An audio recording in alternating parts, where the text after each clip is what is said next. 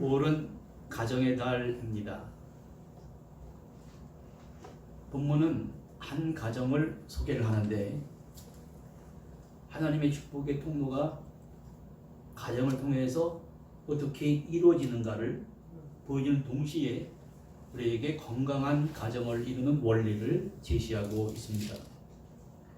먼저 누구에게나 발생되는 일이지만 첫 번째는 모든 사람들이 경험하는 어떤 문제가 터지면 현실을 인정하지 않고 현실을 부정하고 현실을 도피해서 풀어보려고 하는 그런 모습들이 누구나 다 일어나고 있습니다.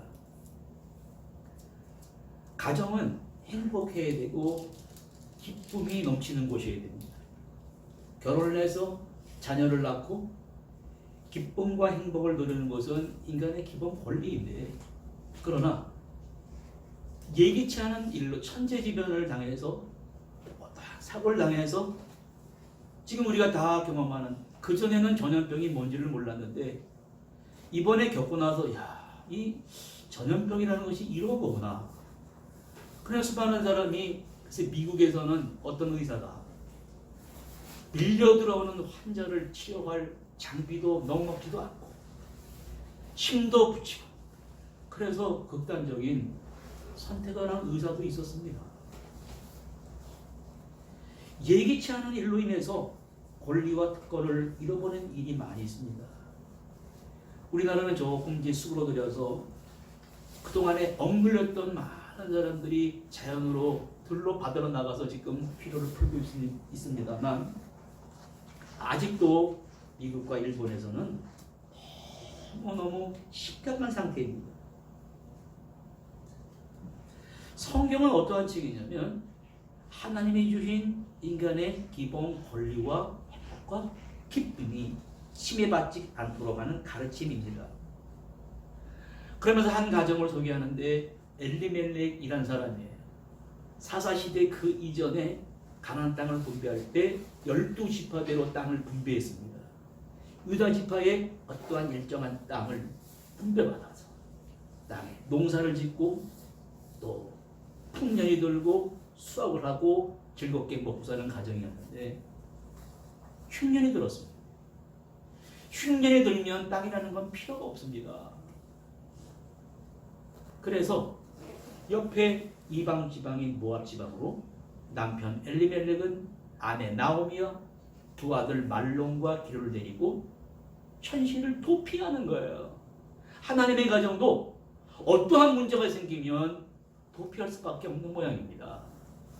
도피해서 살아가는데 가자마자 남편이 시름시름 앓더니 죽습니다. 이제 두 아들을 다행히 남겨놨어요. 어머니 나오미는 두 아들과 함께 살아가는데 아들이 성장하자 며느리를 얻습니다. 올바와 룻을 이루어서 아름다운 가정을 또 이루고 살아가는데 그만 말론과 기럨 두 아들이 차례로 죽음합니다. 이 가정은 가정의 대도 끊어지고요, 땅도 다 잃어버렸습니다. 구약 성경에 등장한 한 축복의 개념은 두 가지 약속입니다. 자손에 대한 축복과 땅에 대한 축복입니다. 동시에 모든 것들을 다 잃어버렸습니다. 인간의 방법은 이방 나라에 가서 먹고 살고 행복과 기쁨을 누려야 되는데 거기를 갔더니 남편이 죽고 두 아들이 죽을 줄을 누가 알았겠습니까? 의식주의 충정을 얻었지만은 제일 중요한 땅과 자손의 대가 끊어졌단 말입니다. 여러분, 오늘도 우리가 참 바쁘게 살아갑니다. 그러나 우리도 잃어버린 것이 있습니다. 가장 소중한 인간의 가치를 잃어버린 사람들이 많이 있습니다. 첨단의 문화인 스마트폰을 통해 수많은 정보는 들어오고 수많은 지식은 들어오는데 사람이 갖춰야 될 가치를 잃어버리는 거예요.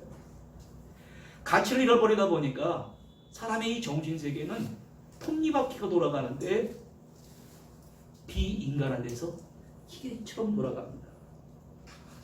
기계 같은 정신세계 속에서 나오는 삶의 평안함이란 있을 수가 없습니다. 코로나 바이러스도 있어서 심리적으로, 정신적으로, 육체적으로 큰 피해를 주고 있어요. 그래도 다행히 정부에서는 조금 국민들을 위로해 보겠다고 뭐 이렇게 뭐 지원금이 나오고 위로가 됩니다만, 나오미의 가정은 두 갈래 길이 있습니다. 대가 끊어지고 땅도 다 없어지고 절망의 나락으로 떨어지게 되는 가정인가, 아니면 이 가정에 어떠한 빛이 비칠 수 있는가. 그래서 이제 나오미는 생각을 바꿔요. 두 번째, 생각을 바꿔서 이 현실을 좀 내가 인정하고 긍정하고 이 문제를 신앙적으로 수용하고 풀어가기 시작을 합니다. 예기치 않은 고통을 당한 가정은 이제 모압 땅에 살다가 저 유대아 베들레헴 땅에서 소문이 들려옵니다. 이제 흉년이 그치고 땅에 풍년이 들었다라는 거예요. 그럼 풍년이 들면 뭐합니까? 땅은 다 잃어버리고 태가 끊어졌는데 모든 것들은 무너내렸지만 이제 시어머니와 두 며느리를 데리고 고향을 향해 걸어갑니다. 그러다가 보니까 나오미의 이 생각을 하는 거예요. 야, 내가 처량맞게 남편 잃어버리고 두 아들 잃어버리고 두 며느리를 데리고 고향을 돌아가면 사람들이 나보고 뭐라 그러겠는가. 두 며느리한테 말합니다. 너희들은 니네 모압 지방으로 돌아가서 멋진 신랑을 만나서 돈 많은 신랑을 만나서 새로운 인생을 살아라. 오늘 내 가정에 밀어닥친 이것은 하나님이 나를 치시는 것이다. 하나님이 나의 손을 치시는 거다. 하나님의 징계를 내가 받아들일 수밖에 없으니까 돌아가라 그러니까 안 돌아가요. 첫째 우르바와 룻이 안 돌아갑니다. 그래서 이제는 시어머니와 며느리 관계가 아니라 야, 이제 여자 대 여자로 얘기해보자. 나는 자녀를 출산 없는 늙은 여자다. 지금 어떤 남자와 결혼해서 애를 낳는다고 치자. 그러면 이스라엘에는 형제가 있어서 형제가 죽으면 그 아이가 형색에 들어가서 자식을 낳아야 되는 풍습이 있는데 이제 내가 아이도 낳을 수가 없어. 그 아이가 자라서 20년을 기다려야 되는데 니네가 기다릴 수 있느냐? 이렇게 여자 대 여자로서 얘기를 하는 거예요. 그랬더니 이야기를 듣고 첫째인 며느리 오르바는 울면서 돌아갑니다. 근데 둘째인 룻을 주목해 봐야 돼요. 둘째인 룻은 오늘 말씀 읽었습니다만 뭐라 그러냐면 어머니는 나한테 돌아가라. 강권하지 마. 억지로 떠밀지 말라. 어머님이 머무시는 곳에 나도 머물고 어머니께서 가시는 곳에 나도 가고 어머님의 백성이 나의 백성이 되고 어머님의 하나님이 나의 하나님이 되고 어머니가 죽는 곳에 나도 거기 죽겠습니다. 내가 죽는 일 위에 어머니를 떠나지 않을 것이니까 뭐라 그러지 마세요. 여러분, 이 말을 할 수 있는 것은 어떤 사람만 할 수 있는 말인지 아세요? 그동안에 같이 있어 보면서 시어머니를 본 거예요. 남편을 잃어버린 시어머니의 슬픔을 봤는데 그 인격이 훌륭한 거예요. 너무 그 성품이, 신앙이 너무너무 훌륭한 거예요. 두 아들 잃어버렸어도 굳이 잃지 않고 그 어머니를, 그 신앙의 세계를 따라가는 그 어머니와 내가 함께 할 것이다. 여러분, 성경은 참 진기한 책입니다.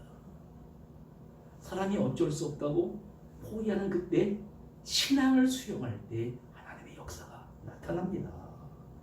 왜 그럴까요? 그것은 하나님께는 불가능이 없다라는 것을 보여주기 위함입니다.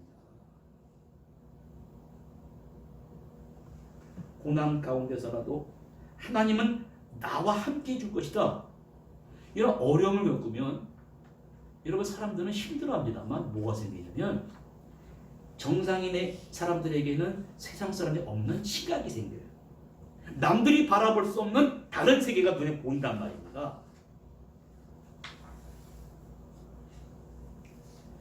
아무런 소망이 없는 가정에 룻과 시어머니가 배가 끊어져 버리고 땅도 다 잃어버린 가정에 어머님의 하나님이 되고 어머니 백성이 나의 백성이 되고 어머니께서 죽는 곳에 내가 죽겠다. 이 가정에 여러분, 그럼 시간을 가지고 하나님이 준비하신 것이 무엇이냔 말입니까?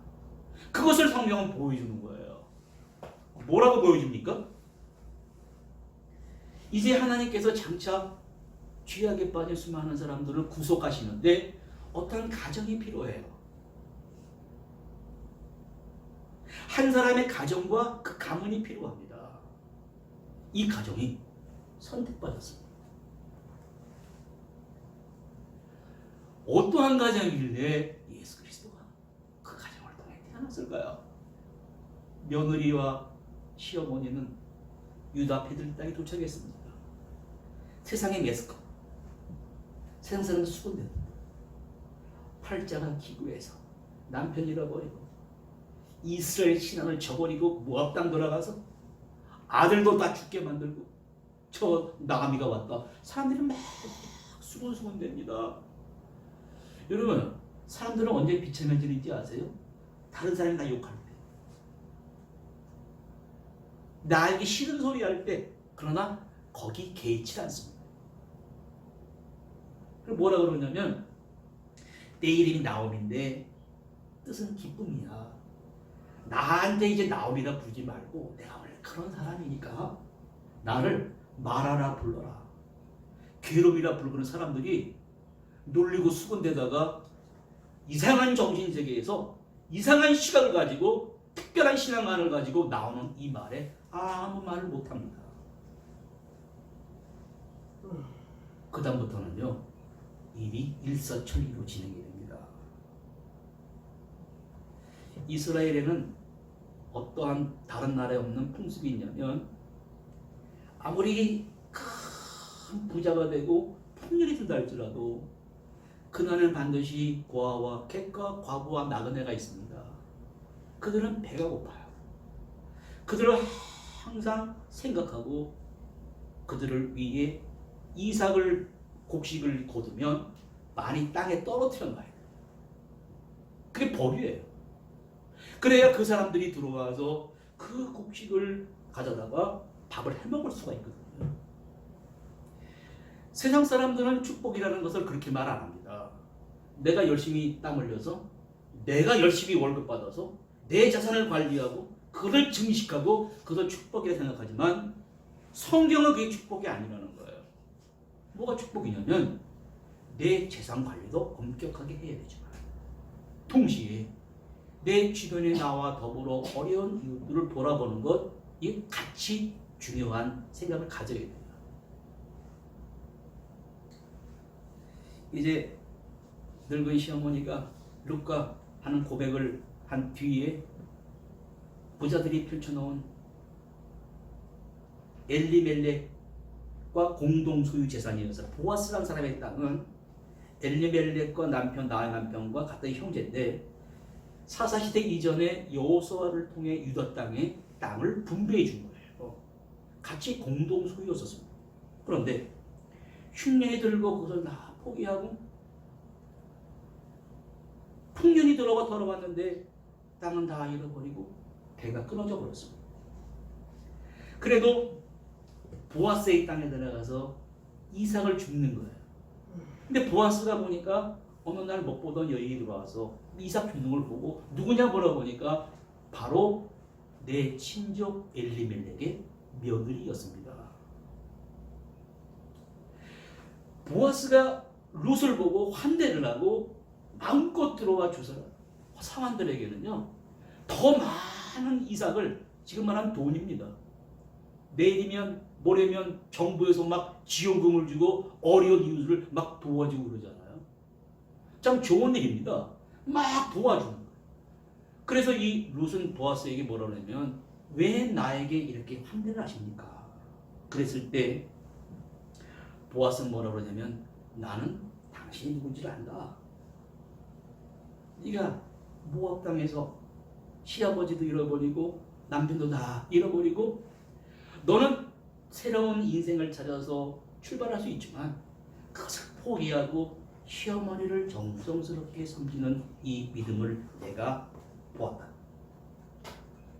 그러면서 그에게 많은 곡식을 늘려주고 지금 말하면 많이 돈도 주고 환대를 베풀고 돌아왔습니다. 이 얘기를 들은 시어머니 나오미는 생각을 하는 거예요. 어떤 생각이 번쩍 드냐면 이스라엘 백성에는 다른 백성이 없는 또 다른 법이 있는데 살아가다 보면 사람이 사업에 실패도 하고 빚도 지고 사람이 빚을 지면요 원금과 이자를 갚아야 돼요. 원금과 이자를 안 갚으면요 채권자가 막 압박을 합니다. 옛날에 어떻게 했냐면 돈을 안 갚으면 그 땅 뺏기는 거예요. 돈을 또 못 갚으면 자녀를 팔아야 돼요. 노예를 끌려갑니다. 아내를 대신 빚값으로 줘야 되는 거예요. 여러분 그러면 그 가정이 얼마나 비참하겠습니까? 이스라엘은 무슨 법이 있었냐면 만약에 살아가다가 땅을 잃어버리고 노예로 팔려가거든. 그러면 그 가정은 처참히 무너지니까 그 팔려간 사람의 가까운 1촌, 2촌, 3촌간이 있지 않습니까? 제일 가까운 형제가 그 빼앗긴 땅을 자기 돈을 가지고 찾아줘야 되는 게 있어요. 돈을 못 갚아가지고 아내가 노예로 팔려갔잖아요. 그 가정을 그대로 내버려두면 안 되는 거예요. 왜? 공동 소유라는 거예요. 그래서 이 사람은 돈을 주고 찾아가서 빼앗긴 아내 노예를 돈을 주고 찾아와줘야 되는 거예요. 지금 나오미의 가정은 배가 끊어져 버리고 땅을 다 잃어버렸습니다. 그거를 물려줄 사람이 바로 보아스로 본 거예요.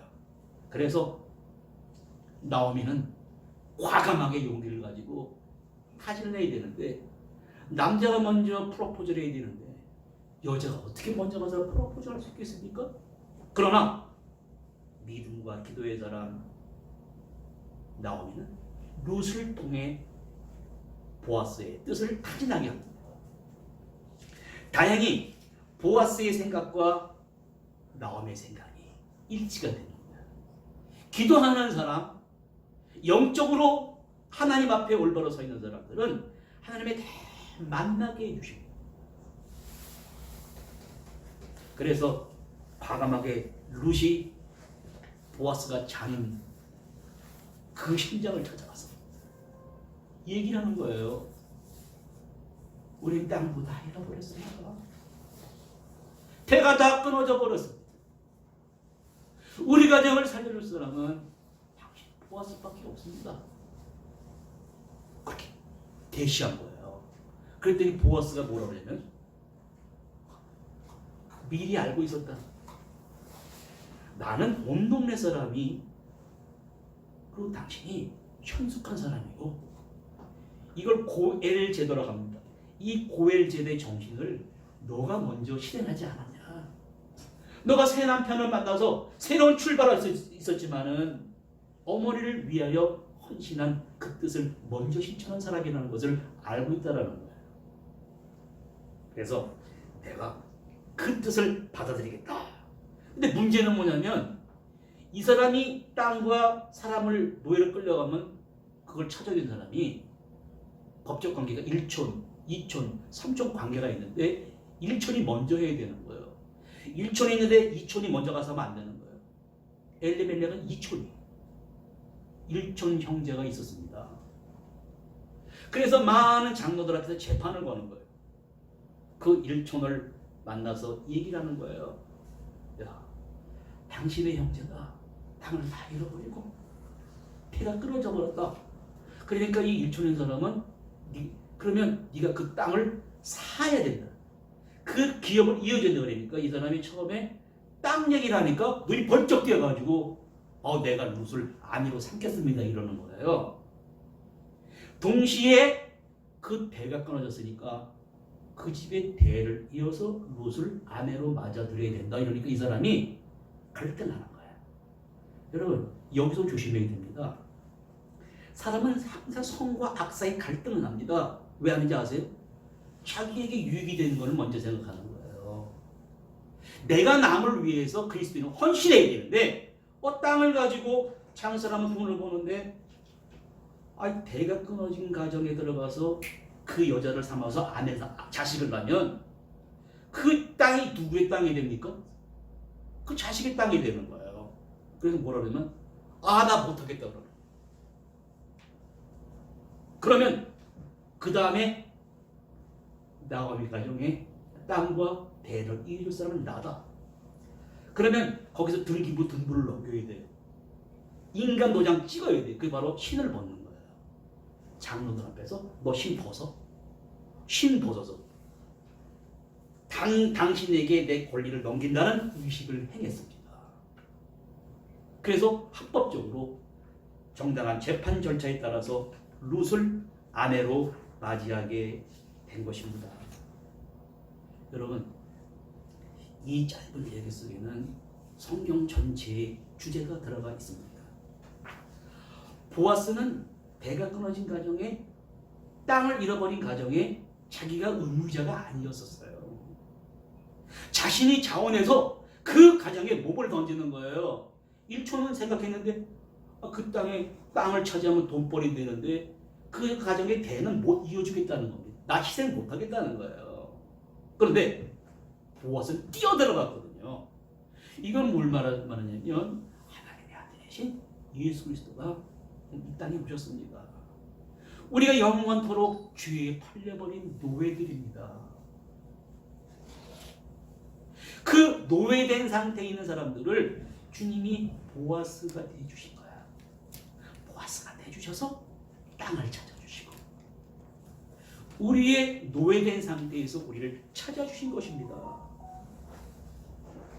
이런 정신으로 살라고 그러면 사람들이 뭐라고 그러냐면 나 힘들어서 못합니다. 왜?